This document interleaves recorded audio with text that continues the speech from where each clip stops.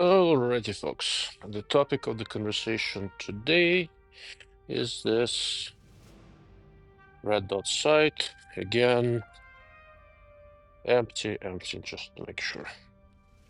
Is this red dot site is the Leupold Deltapoint Micro.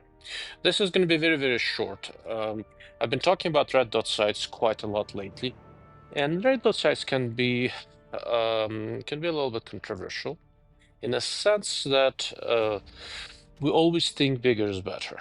And depending what kind of shooting you do, but especially for competition style shooting, going for a pistol mounted red dot sight with a larger window is not a bad idea.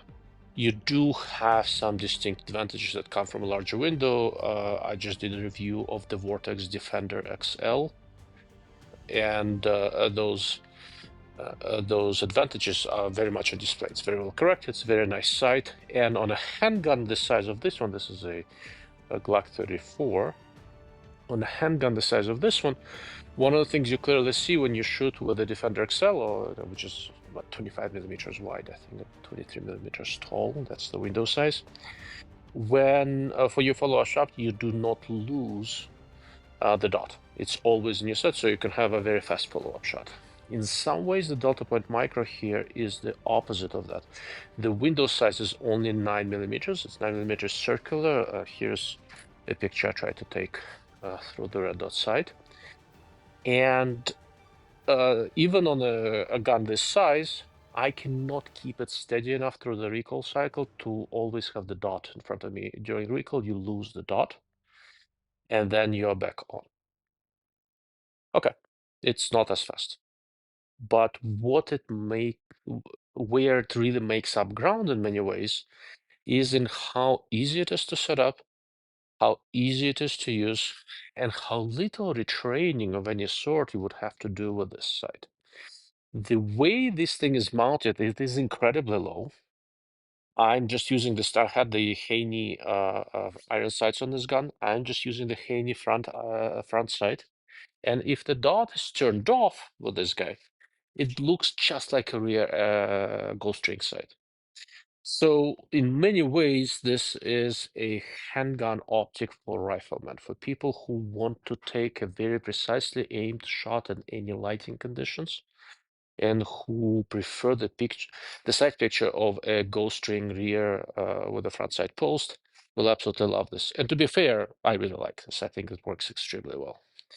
Where it has an even bigger advantage over just going with the irons or just going with the rear Gulfstream, etc., is that you do have a dot. The dot is fairly small, it's 3 MOA. I would prefer something slightly larger, but the collimation quality is very good, so it does work well. It's unless I make it too bright, it doesn't starburst on me very much at all. And what it does is that it makes this thing completely agnostic of ambient illumination. It works during the day, it works at night, and to use the dot or to use the irons, I need to change absolutely nothing. When this used to be the gun I went and took a lot of classes with, so I have a lot of reps with it during the presentation. When I put the Deltapoint Micro on it, I had to change nothing, not a damn thing. My presentation didn't change, nothing changed. The only thing that I got out of it that happened by putting Deltapoint Micro on it is that I started shooting better in low light. That's pretty much it. But if it so happens that your battery died or something, you have perfectly normal iron sights, post front, Gulfstream rear. It works beautifully in that regard. Again, if you're looking for the fastest red dot for competition use, this is probably not it. If you are mostly looking to minimize your retraining, use all the reflexes and all the skills you've developed over the years, and just add better capability to aim in compromised lighting, it's probably worth a look. The way this red dot sight is set up, the illumination adjustment is manual. Again, as you will see in all of my red dot reviews, I would prefer some sort of an auto adjust. I tend to prefer to adjust it in an optic like this. It would be relatively easy to do. To adjust the illumination, you basically press up on this button here. I ended up using it primarily with my support hand, but you can do it with a primary hand. It's fairly intuitive. The way the sight is set up, it doesn't catch in anything, doesn't really protrude. The battery compartment is right under the button here. The one little downside is that it protrudes just below the slide rail. So if you're trying to disassemble your gun, you will need to basically remove the button and the battery, right? And to remove it, you just unscrew it, and that's it. Okay. That's it, right? That's the illumination module. Once it's off, you can disassemble your gun for cleaning. That's not a particularly difficult thing to do. And I'll be honest with you, I've been shooting for a long time, and the longer I shoot and the more I practice, the less I'm inclined to be trying to clean my handguns with any regularity. So it's not really something that bothers me at all. For mounting, it uses the original rear side dovetail on the Glock slide. You don't need to mill anything. You don't need to do anything. You slide out the rear side, slide in the little fixture, put in 2 screws. At first, when I got it, I had some suspicions that, to loosen over time or something. I've got, I don't know, thousands of rounds with this thing. I've never had to retighten it, never had to do anything with it. Once it was set up, it stayed set up. Windage and elevation adjustment are trivial. There is a little Allen wrench, and on the same side there are a couple of access ports, and that's it. It is an enclosed red dot sight, so from a standpoint of keeping it clean, it has not been an issue at all. So for carry, I think this is a very, very nice a red dot sight. I would probably lean to putting it on something like a Glock 48, and it ended up being basically on a smaller gun, and it ended up being testing primarily on a Glock 34, since that was the slide I had that was not milled for anything already, and it's a gun I shoot a lot, and I like shooting it, so it was a good platform. Aside from that, that's pretty much it. I ended up liking it a lot more than I thought I would. For 2 reasons. Partly, I am a primarily rifle shooter, so it agrees with how I view shooting. I'm not a high-speed, low-drag kind of guy, but I like precision, and everything I shoot has a little bit of that angle. And for that, this is a very comfortable, stable, and a simple sight picture. Because the window is so small, it's a relatively large f-number optic. Parallax is minimal.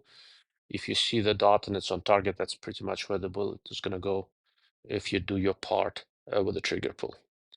Arguably, most importantly to me, well, not most importantly, but very importantly to me, it's another proof, indication, I'm not sure what the best way of saying this is, that Leupold, to a good degree, marches to the beat their own drum. They're thinking outside the box. This is a very unusual optic.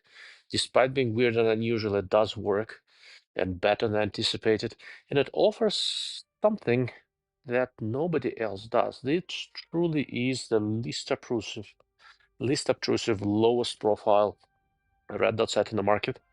That is the easiest to mount if you have just a conventional Glock that's not milled. This is the easiest thing to mount and get shooting of anything I have seen to date. Where would I think it would be at most at home? Honestly, I would have no issues at all putting it something like a Glock 48 as my carry gun, because this doesn't get into anything. It is not obtrusive. It's easy to keep clean. And if you're not using it, it has the shake awake. So after a few minutes of no movement, it basically goes to sleep. I've had this thing for quite a while, since more or less they introduced it. I think it's still the original battery. Normally I change batteries once a year. I've had this thing for more than a year, and I intentionally kept the battery in to see if it's going to die at some point. It hasn't. And like I said, I have quite a lot of rounds through it, and it spent a good amount of time in the trunk of my car. I was, doing my usual thing, just using it the way I normally use it to see if anything's going to shift or loosen. No, nothing like that happened. Overall, a very interesting out-of-the-box sight. It is not for everyone. It's not for people who are looking for the high speed with a red dot, but for people who want to have the lowest profile red dot, it will greatly increase your low light capabilities without by adding minimal amount of extra bulk. And this is probably it. Thank you for watching. Thank you for listening. If you have any questions, darklordofoptics.com is the best way to get a hold of me. Thank you all.